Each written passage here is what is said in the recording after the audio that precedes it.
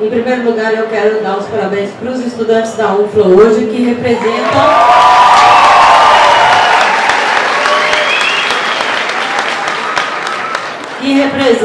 os estudantes desse Brasil inteiro e de muitos outros países, né? Porque, como a nossa colega começou a dizer, o nosso problema não é nacional, né?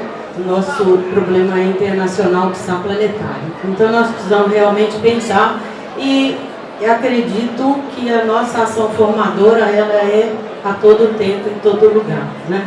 Tenho falado várias vezes que na minha trajetória, estudando em Viçosa, estando na POESP em São Paulo, estando em Lavras, a greve sempre foi, e as reuniões com os colegas sempre foram extremamente formadoras para mim, para quem eu sou hoje e continua sendo, né? É formadora para os meus filhos que estão nas universidades hoje, então eu tenho muita tranquilidade, muito prazer de dizer isso. Gostaria de falar de um estranhamento que eu sinto às vezes, é da gente pensar nas consequências das coisas que nós estamos passando agora, como se elas fossem consequências para a área de ciências humanas, para as licenciaturas, para os cursos noturnos. Não são, não. Elas são consequências para todos os cursos da universidade, para todas as condições de acesso, permanência e qualidade de formação na universidade. Porque eu não quero formar médico para cobrar R$500 de consulta. Eu quero uma formação.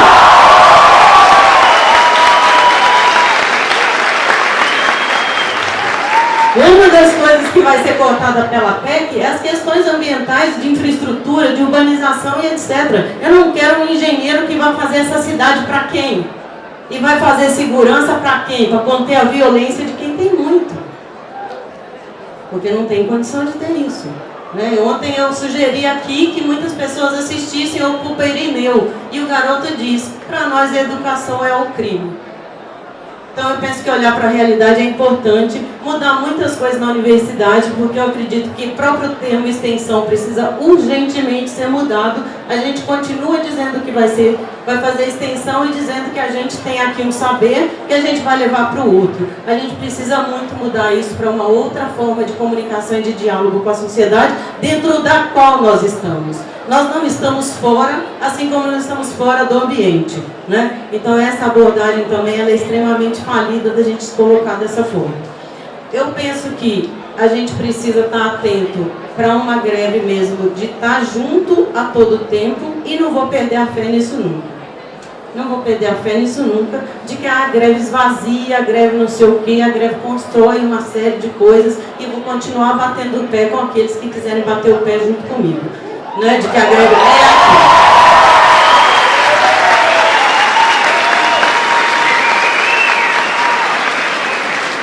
Eu fui agora há pouco no banheiro, né? E aí a gente vai percebendo a invisibilidade das coisas, inclusive nesse cotidiano mesmo do movimento.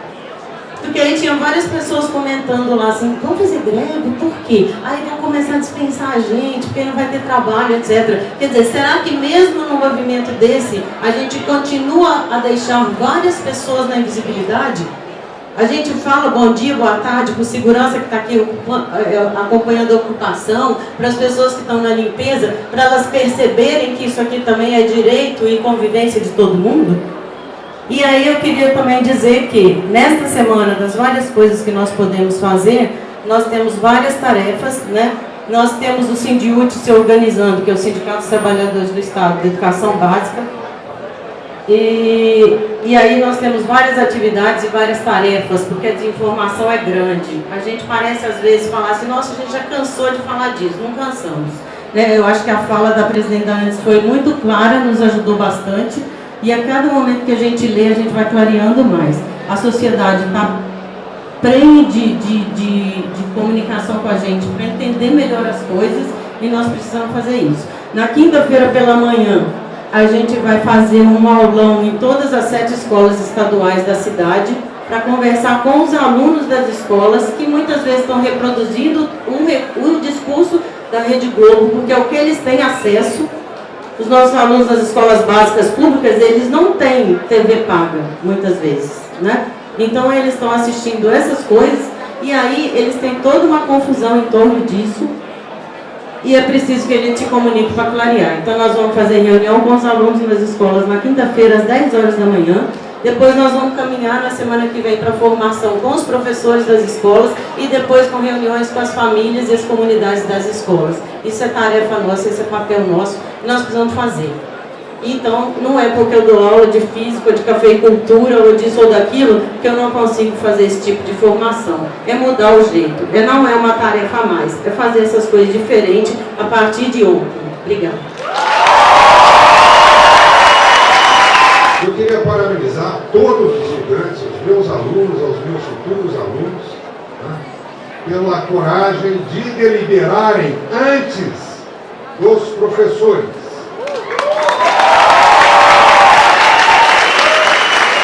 Isso é uma inversão de valores muito séria e fica como recado aos meus colegas.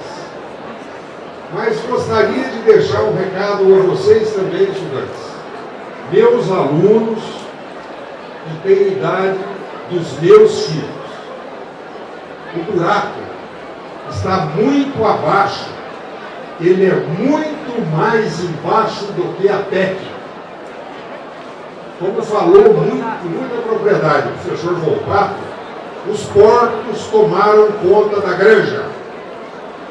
Venderam há 15 dias atrás o maior gasoduto da Petrobras para os canadenses. Todas as subsidiárias da Petrobras estão sendo vendidas para que a Petrobras seja vendida também. A Caixa Econômica Federal está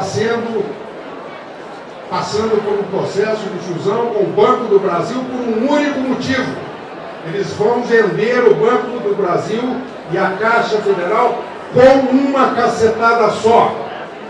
Então é hora de vocês, a juventude, meus colegas, estarem mais atentos. Não basta orar, é preciso vigiar. Acho que o nosso grande movimento começa hoje. Não é uma greve para ficar em casa assistindo a Xuxa.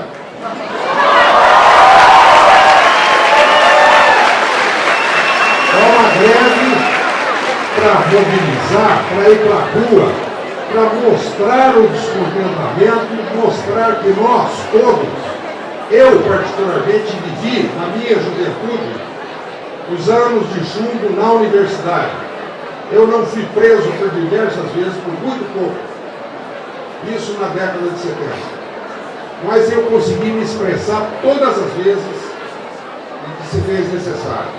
Eu gostaria de dar os parabéns a vocês.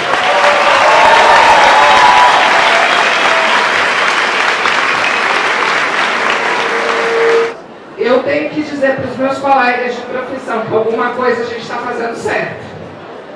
Aliás, muita coisa a gente está fazendo certo.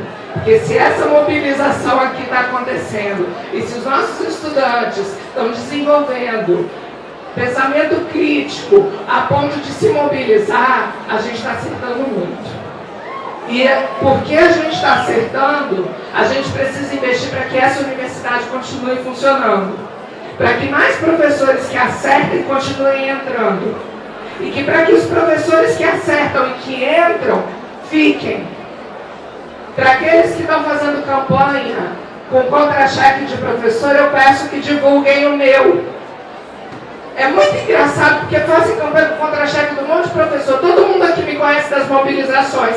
Ninguém bota o meu na internet. Bota o meu. Por favor, eu quero ver rodando o meu contra-cheque no Facebook.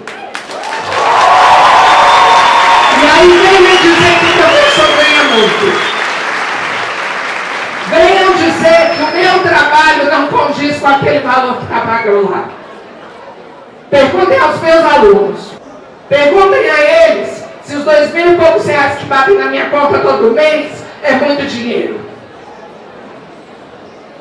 E aí vocês me digam por quanto tempo vocês esperam ter professores comprometidos com a universidade pública. Porque em qualquer cursinho de línguas eu ganhava mais do que eu ganho aqui. E as próximas gerações estão todas na mesma carreira que